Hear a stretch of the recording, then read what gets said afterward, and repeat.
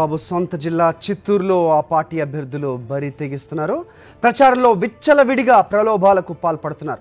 శ్రీకాళహస్తిలో TDP అభ్యర్థి బొజ్జల సుధీర్ రెడ్డి ప్రచారానికి వచ్చే వాళ్లకు మద్యం పంపిణీ చేయించడం స్థానికంగా ఆగ్రహ జ్వాలలకు గురిచేసింది.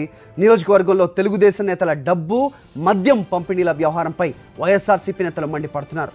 డబ్బు మద్యం పంపిణీ చేస్తూ రోజు ఓటర్లను ప్రలోభాలకు గురిచేస్తున్నారంటూ ఆరోపిస్తున్నారు. అధికారుల అండదండలతో టీడీపీ నేతల ఆగడాలకు అంతు పంతు లేకుండా పోయిందని అంటున్నారు. ఖచ్చితంగా దీనిపై ఈసీ చర్యలు తీసుకోవాలని కోరుతున్నారు వారు.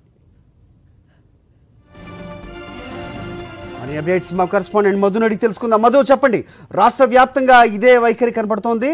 అయితే చిత్తూరు జిల్లాలో ఏంటి పరిస్థితి? బొజ్జల సుధీర్ రెడ్డి విచ్చలవిడిగా మద్యం డబ్బులు పంపిణీ చేస్తున్నారనే సమాచారం. ఏం జరుగుతోంది అక్కడ? అప్డేట్స్ ఏంటి?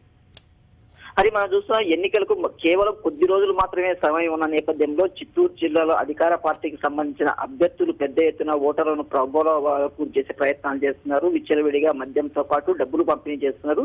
ఒక్క శ్రీకాళహస్తే కాదు, చంద్రగిరి, తిరుపతి ఇలాంటి అనేక నియోజకవర్గాల్లో ఇదే వ్యవహారం జరుగుతోంది. పెద్ద ఎత్తున ఉదయం నుంచి సాయంత్రం వరకు ఓటర్లను పిలిపించుకుంటూ మద్యంతో పాటు అలాగే డబ్బులు పంపిణీ చేస్తున్న పరిస్థితి స్పష్టంగా కనిపిస్తుంది.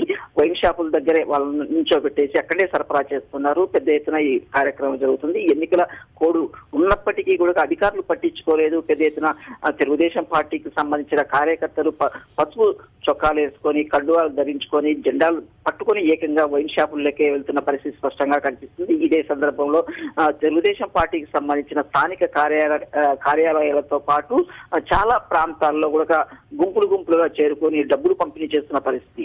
ఒక శ్రీకాళహస్తి, సత్యవేడు, నగరి ఇలా అనేక ప్రాంతాల్లో ఇదే పరిస్థితి కొనసాగుతుంది. ముఖ్యమంత్రి చంద్రబాబు నాయుడు సొంత జిల్లాలోని ఇంత దారుణంగా వ్యవహరిస్తున్న పరిస్థితి స్పష్టంగా కనిపిస్తున్న అధికారులు కానీ అటు పోలీసులు కానీ ఎవరూ పట్టించుకోకపోవడం చర్చనీయాంశంగా మారింది. ఇదే అంశం